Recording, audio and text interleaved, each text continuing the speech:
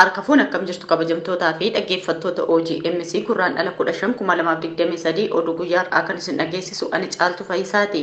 Dhibdeen mana kiristaanaa Ortodoksii Tawaahidoo Itoophiyaa mariin furamuu miidiyaan biyyaalessaa gabaase.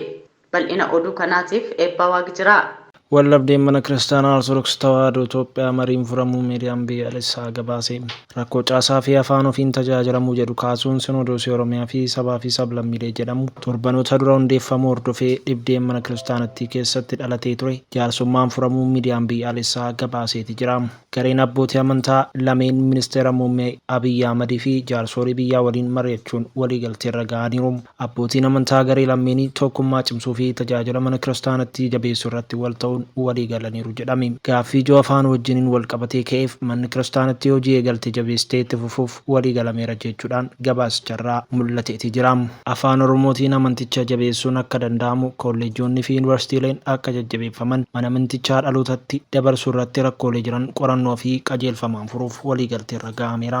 Viidiyoon miidiyaa biyyaalessaa gadhiise irratti abbootiin amantaa garee lamaanii harka wal fuudhanii yeroo wal dubbisan ni mul'ata. Ministeerri muummee Abiyyi Ahmad dabalatee aangaa'onni mootummaa olaanoo hedduu fi atileet Hayilee Gabrasillaasee yeroo abbootii amantaa kunneen dubbisanis ni mul'ata. Gareen lameen mana kiristaanattii dhibdee isaan gidduutti jiru mariin furuu ilaalchisee ibsa kennaniin qabxiilee 10 irratti walii galuu beeksisaniiti jiru. Phaaphaasonni kutaalee lallaba Oromiyaa sadii Abbaa Saawuroos, Abbaa Usxaaxiyoosii fi Abbaa Zeenaa Maarqos hundeeffamuu Sinodoosii haaraa ibsu hordofee ture mana kiristaanattii keessatti muudamni kan dhalate. Abbootiin amantaa sadan kun kutaalee lallabaa naannoo uummattoota kibbaa fi Oromiyaa keessatti Phaaphaasota 25 muudanis turan. Manni kiristaanattii sochii fi muudama garee kanaa balaaleffachuun muudama amantaa abbootii kanaa hunda mulquun beekamtii dhorkiteetti. Ministeerri muummee Abiyyi Ahmad dhimma kana ilaalchisee yaada kennaniin mariin akka furamu dubbatanii turan. Manni amantaa Ortodoksii dhibdee kana keessaa mootummaan harka galfateera jechuunis ifatti komattee turte. Boodas sooma Nanawwee guyyaa 3 sababeeffachuun amantoonni uffata gurraacha uffachuun sooma akka sagadanii fi gadda akka ibsatanis labsitee turte. Muddama mana amantaa kana keessatti uumamni hordofee rakkoo nageenyaa iddoo garaagaraatti uumameen namoonni 8 lubbuun darbuu koomishiniin mirga namummaa Itoophiyaa ibseeti jira.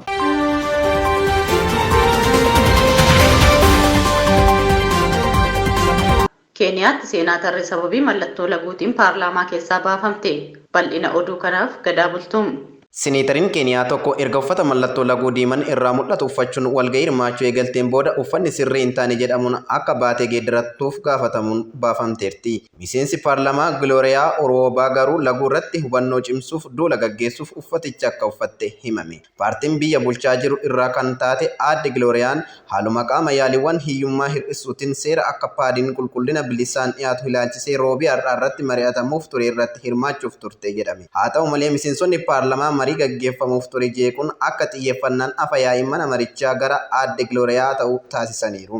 Kanaanis uffannaa koodii isaa hin eeggateen uffatte jedhamuun akka walgahicha keessaa baatu taasifamtee jirti.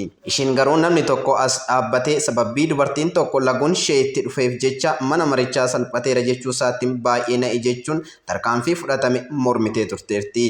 Haa ta'u malee afyaa'iin mana marichaa Amaason Kiingi Seneetariitiin akka deemtee uffata ishee jijjiirrachuuf deebituuf ajajaniiru jedhame. Laguu qabaachuun gonkumaa yakka hin ta'uu hin qabatu. Seneetaraan Gilooriyaa waan gocha uumamaa kan ta'e laguu keessa darbaa jirtu si waliin nan gadda suufii kee bareedan xuraa'eera waan ta'eef akka baatee deemtee uffata xuraa'aa jijjiirrattee deebituuf sin gaafadha jechuunis afyaa'iin gaafii dhiyeessaniifiru. Mana marichaattiin alattis aadde Gilooriyaan gaazexeessotatti dubbataniin loogii fi ilaalcha laguu fi hiyyummaan wal qabatee jiru hambisuuf taasisaa jirti jedhame.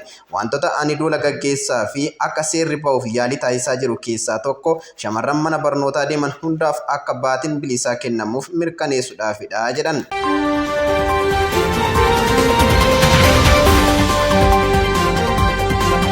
Xiyyaarri Boeing 777 balallii daqiiqaa 27 booda tasuma huuruun isaa gara lafaatti dhidhimuun garba Paasifik keessa bu'uuf sekondiiwwan yeroo afan oolfame dabalata qabna.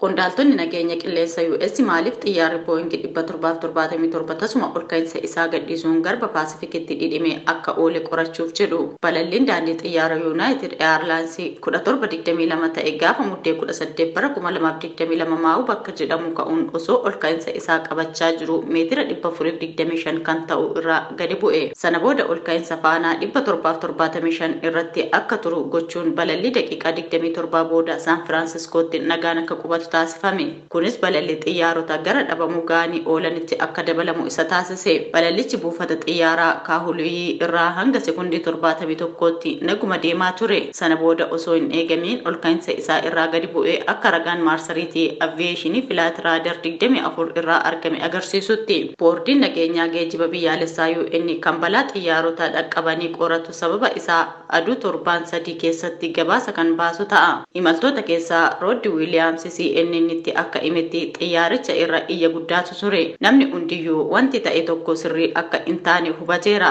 Yoo xiqqaate nagaa akka hin taane baraniiru. Galaana keessatti kufuuf sekondii 5 qofa akka hafe yaaduun waan nama gaddisiisuudha jedhe. Paayileetiin xiyyaarichaa erga xiyyaara buusee booda gabaasa keessaa balallii galmeesseera jechuun bakka bu'oonni daandii xiyyaarichaa United Airlines BBC'tti himaniiru.